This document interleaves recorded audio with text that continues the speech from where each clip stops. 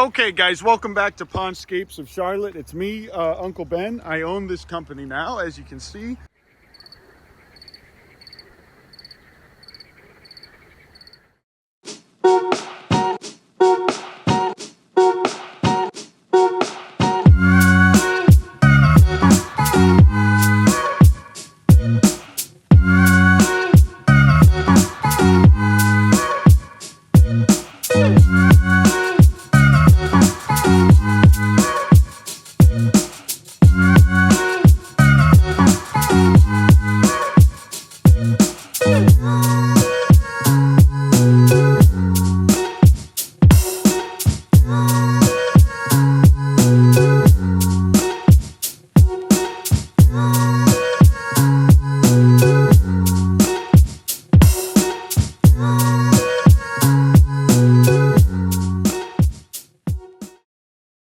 What's up, pond people, and a very special welcome to all of the Urban Rescue Ranch fans and followers that are here to get a behind the scenes look at what went down on Uncle Ben's ranch. I'm not quite sure what the Urban Rescue Ranch fan base calls themselves. I was trying to think of a name, and because he's Uncle Ben, I was thinking maybe the nieces and nephews, but that felt a little weird to me, so let me know in the comments down below what you guys like to be called. And what you're seeing now is kind of prologue footage. Dave got everyone excited and working before Ben could even come out, but he's coming out now. And something I noticed throughout this video is the more somebody points and talks with their hands, the more in charge they are. We're down here in Waco, Texas with Ben from Urban Rescue Ranch, and we're working on his pond here.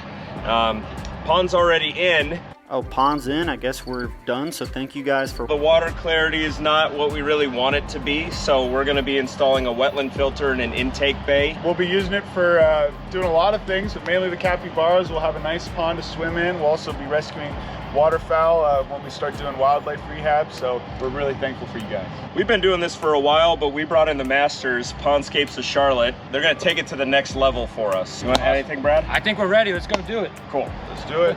Brad didn't have anything to say, but Dave had something to get off his chest. Yeah, Lamar and I hooked up in Puerto Rico, and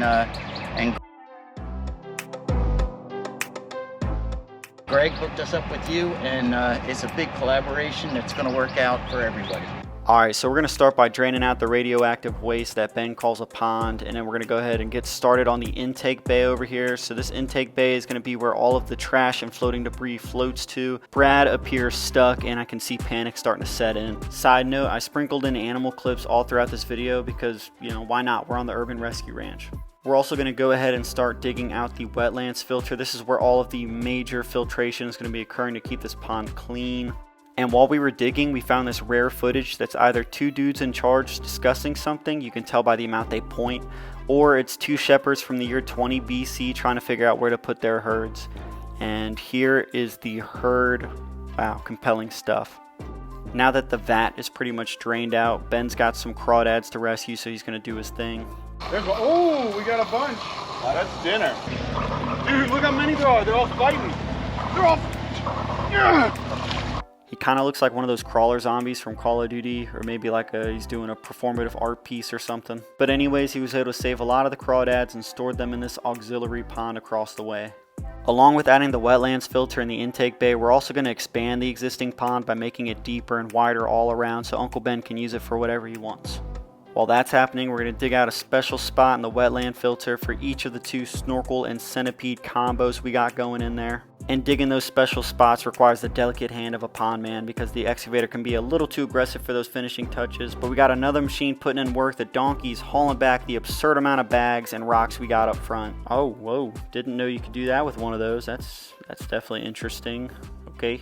Now we're going to kickstart the old Aquablock sweatshop because you're not going to make the amount of Aquablocks required for this. If you've got everyone smiling, having a good time, I want to see frowns and Aquablocks. That's it. And now it's finally time to get the liner in this, and it is no easy task because a wetlands of this size requires a very large liner, which makes it very heavy. But luckily the guys teamed up, got it in, and we're starting to get our snorkel and centipedes in there.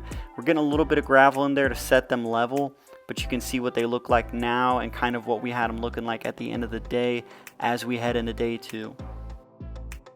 All right, day 2, we're nice and fresh, and I still don't get how those two guys are related. They just do not look alike to me at all. The chickens are back yet again. They're excited that they no longer have a deep fryer they have to avoid in Ben's backyard, and Dave is clearly showing off a little bit of leadership here with the hand signals. Whoa, hold up. That actually looks fun. I'm gonna put the camera down real quick and join in. There I am in the blue shirt there. I got hands for days, so you know I was trying to toss some hot potatoes. We got to put some gravel on top of that bigger rock we just put down, but that bag's giving Dave some trouble, so he gives it the old Philly welcome here, and oh my gosh, you can tell it's not his first time doing something like that. That is actually really horrifying, but anyways, got that gravel down, got to spread out, and I was trying to check out these lovely creatures here when this one with a staring problem just made me super uncomfortable and made things awkward. He tried to look away, but I had already caught him. Alright, now it's finally aqua block time, so we're going to go ahead and get some of those bad boys loaded up down into our wetlands filter. And for those of you that like those satisfying videos, this time lapse shows just how flat we were able to get those aqua blocks on top of a pile of dirt and rock. So pretty good if you ask me. And then we got to get just a little bit more gravel on the end there to finish off and get those last couple of aqua blocks down. But you can see the Prairie Creek boys and the Pondscapes of Charlotte boys working in perfect tandem. It's pretty harmonious. Brad's dabbling in the aqua block business a bit himself over at the intake bay, and you can see he looks like he's trapped again. That bucket's not going to help you, bud. Having figured out that escape room, we're able to go ahead and start placing some rocks in the intake bay and start beautifying it a good bit. We got some pretty large rocks coming around this corner though. Yeah, I actually did almost lose my eye to him one time. Whoa, what do you have to say about these accusations, Big Ounce? Yeah, I actually did almost lose my eye to him one time. Ah, I see. It's about Kevin, not Big Ounce. That makes a lot more sense. Apparently Dave didn't get that memo about Kevin though, so. He's all good. He's got some gnarly toes though. Now go do that with dinosaur feet. Which one's Kevin? That one. You mean? Yeah. Ouch! That hurt. Oh! You can't be mad though. It's what Kevin does to establish dominance, just like how this emu stands in his food to stand in his food. Now we're finally filling up the wetlands filter with layer upon layer of rock. Think of it like a rock sandwich where the bread is rock and then the stuff in the sandwich is also rock, because that is just what we've got all the way down to aqua blocks for all the filtration. Quick shout out too to Sean from Aquascape. He was super great to work with, so thanks, man. Man, why you gotta film me doing the janky stuff? Because, Brad, it's not just you doing janky stuff, you are janky stuff. What is that? Who digs like that? Anyways, I felt like I stumbled upon Robot Battle Royale here for a second because we had 3 machines within close proximity, and it almost felt insulting that none of them tried to battle each other, but I get it, we're on a work site, we got work to do. The beautification for both the wetlands and the intake bay are now in full swing, and we're able to get these things looking pretty dang good by the end of the day. You can see both crews working simultaneously, and Dave's going to go ahead and finish off the day by getting more of that gunk out of the pond, and we're going to fill it up. Alright, today was the 3rd and final day of Pondscapes of Charlotte's attendance on this project. So the day started off pretty fast, pretty rapid fire. We wanted to get the plumbing hooked up so that we could see this thing running before we went. So Brad's working on getting the pump hooked up as well as some ball valves over here. Dave started trying to clear out a spot to get the waterfall going, and you can see just how chaotic it was from this time lapse. There were people moving all over. Even I was down there working. I don't know why I was doing that. I should be filming, but I went and took a break by the animals, and I thought, you know what? I should be relaxing like them. So I asked Ben to go ahead and give me a tour of the ranch. As you can see here, these are rhea. It's a 3rd type of radtite. The only 4th one is a cassowary, but we don't have those because they're absurdly dangerous. These guys are really friendly and cute. This is Soldier Boy. He grew up in my living room. And these other ones I hatched and kept them in an incubator, and that's their mother, Karen. Some of them are gray, some of them are white. This is Homelander. He's a little ostrich chick that we rescued, and he had little curled toes and splayed legs when he was a little baby. This guy, he had really bad wry neck, and he was half blind when we got him, and now his eyes are so much better. This is a little emu, and then that little tiny one is just a gift that my friend gave me. Now, I'm not going to take any more eggs from Kevin this year now that he's finally showing incubation behavior. Normally, he'll just run up to me and try and attack me if I get this close to him or the nest. But it's really cool to see this because this is the first time in over a year he's actually showed incubation behavior. With rhea, the males are the actual incubators instead of the females. They just lay the eggs. The males will roll them wherever they lay them. She could lay an egg way over there, and it's Kevin's job to roll the egg all the way over into this corner where his nest is. I'm not a professional beekeeper. These bees were a gift, but they're thriving here to the point where pretty soon we're going to need to give them another box. You guys aren't allergic, are you?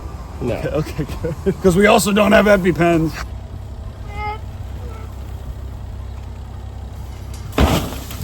Perfect. By the way, I'm not littering 6 feet in this direction. Actually, maybe a little bit more. 10 feet is still my property, but that's an abandoned property and those people won't sell. And this is DaBaby. Now, he's actually from Charlotte, North Carolina. Hit rapper and artist DaBaby. Look at how he just ate that big old leaf. Where did he bite that from? I can't believe he can just... So basically, DaBaby can eat most of the stuff that's in this field. If anything here is poisonous or not safe for him to eat, he just won't eat it. Now, I've heard that this little flower here called Indian paintbrush isn't safe for them to eat. So I go around picking them every now and then. The bees love them though. You don't have to film that. But It's kind of sensual. I'm gonna keep it in. Yeah. Thirst traps from Uncle Ben. For you, my king. Okay, so as you can see here, this is where the waterfall is going to be coming down. Really looking forward to that. Hopefully, the top area will be full of little tadpoles and minnows and other things that we can have the little wildlife hunt, as we will be using this body of water to rehabilitate egrets and other little waterfowl, birds of prey. We got the capybaras in there, and eventually we will be using this for them as well. So this whole area here is going to be used to filter and everything from there. So if the capybaras are pooping, okay, got filter out all the nasty crap. And then, literally though, we will have a lot of animals pooping in here. And that's why it's necessary for us to have this filter, right, that's almost just as big as the actual pond itself. But other than rehabbing wildlife and waterfowl, the great thing about this will be that it's a great little pond that we can use in the heat of the summer. So in Texas, it gets to be 105 degrees here. And on those days, it's great to have circulating, fresh, clean water that the capybaras can dive in and swim in, submerge themselves completely, and just have fun in. But because we have all this stuff out here, we have cords that the cappies love to chew on for some reason, even though I'm sure it electrocutes them, it doesn't really faze them, and they keep doing it. So we keep them locked up for their own safety and for the safety of our equipment. So we won't get to show you guys the capybaras swimming in here today, sadly. But we can show you guys what it looks like for them to devour an entire watermelon. Okay, because we've been keeping these capybaras locked up for the last few days because they keep chewing on all the cords for the construction, we're gonna give them a little treat. Come on, guys. Oh. If you guys come on in, we can sit down in these chairs and they'll come right up to us. There's a small chance that every one of these could be a male. It doesn't really matter because I'm not trying to breed them, obviously. Like, that's not what we do here. If we do have babies, that's awesome. I'm not gonna not have little baby capybaras, but especially now that we have this excellent pond set up for them. They're gonna love this. And we'll have a zoo tier facility for them. Well, that's why I'm so appreciative of you guys coming out and helping with the pond. That's Sylvester over there. He's a lot more cringe.